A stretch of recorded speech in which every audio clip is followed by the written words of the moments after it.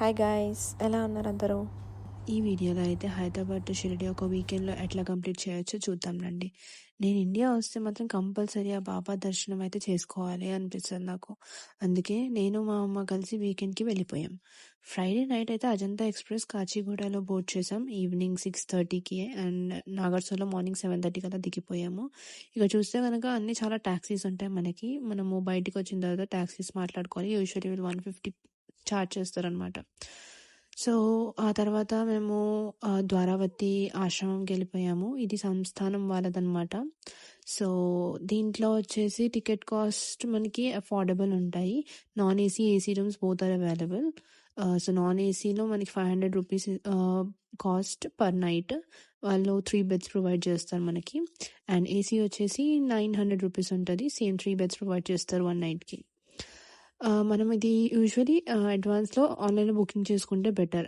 మనం డైరెక్ట్గా వెళ్ళి అడిగితే మనకి దొరకవు అనమాట టికెట్స్.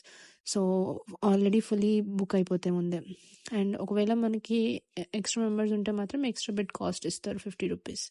సో అట్లాగా మేము రెడీ అయ్యి ఫ్రెష్ అయిపోయి టీ కాఫీలు తాగేసి ఇంకా స్టార్ట్ అయిపోయాం అనమాట దర్శనానికి వెళ్ళడానికి. ఇక్కడి నుంచి గుడి మాత్రం జస్ట్ ఒక 5 to 6 minutes వాక్ అండి, అంతే, పక్కనే ఉంటుంది. ఇంకా నేను మా మమ్మీ అయితే దర్శనానికి వెళ్ళిపోయాము టిఫిన్ చేసేసి. దర్శనం అయితే చాలా బాగా అయిందండి. నాకు ఒక నమ్మకం ఉంటుంది, మన దర్శనం అయిన తర్వాత బయటికి వస్తే బాబా దగ్గర ఒక చెట్టు కింద కూర్చునేవారు అనమాట. వేపాకు చెట్టు అది మొత్తం ఫుల్ ఫెన్స్ వేసేసి మంచి మొత్తం కవర్ చేసేస్తారు, నెట్స్ వేసేస్తారు. అక్కడ నమ్మకం ఏంటంటే జనాలకి ఆ ఆకు ఎవరికైతే దొరుకుతుందో వాళ్ళు అనుకున్నవి జరుగుతాయి. అంటే వాళ్ళకు ఒక నమ్మకం బాబా మనతో పాటు ఉన్నారని.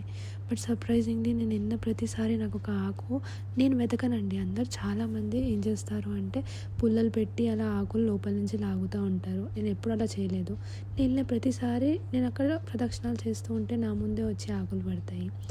సో అది నాకు అట్లా నమ్మకం ఉండిపోయింది. అది నాకు చాలా మంచిగా అనిపిస్తుంది. ఈసారి వెళ్ళినప్పుడు కూడా అట్లానే అయింది. I felt so happy. ఇంకా తర్వాత బయటికి వచ్చేసి అన్నదానం ఉంటుంది అనమాట. ఒక 2 minutes వాక్లో ఉంటుంది మెయిన్ టెంపుల్ దగ్గర నుంచి. అన్నదానంకి అయితే వెళ్ళిపోయాం మేము. ఫ్రీ అన్నదానం. ఫుడ్ చాలా బాగా పెట్టారు. బట్ వాటరీ ఉంది. బట్ టేస్ట్ అయితే మంచిగా ఉంది. సర్వీస్ చాలా బాగుంది. అంతా చాలా నీట్ అండ్ క్లీన్గా ఉంది. ఇంకా దాని తర్వాత ఇంకొంచెం టైం ఉంది ఈవినింగ్ ట్రైన్ బోర్డ్ చేయడానికి అంటే పక్కనే ఉన్న సాయి హెరిటేజ్ విలేజ్కి అయితే వెళ్ళిపోయాము. అది పర్ పర్సన్ 125 రూపీస్ కాస్ట్ పడుతుంది అనమాట. సో బేసికలీ బాబా చేసిన మిరాకిల్స్ కానీ తన డైలీ లైఫ్ స్టైల్ కానీ అవన్నీ ఇక్కడ డిపెక్ట్ చేస్తూ మనకి చూపిస్తారనమాట. అండ్ అందులో కొన్ని గేమ్స్ కూడా ఉంటాయి చిన్నపిల్లలకి ఆడుకోవడానికి. So it was a good time pass for about 1 hour. And then మేము ఇంకా రిటర్న్ అయిపోయాము.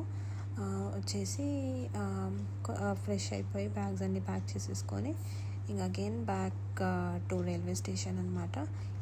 ఈవినింగ్ ట్రైన్ వచ్చేసి సాయినగర్ షిరిడి టు సికింద్రాబాద్ ఎక్స్ప్రెస్. ఇది ఎవ్రీ మండే అండ్ సాటర్డేనే రన్ అవుతుంది.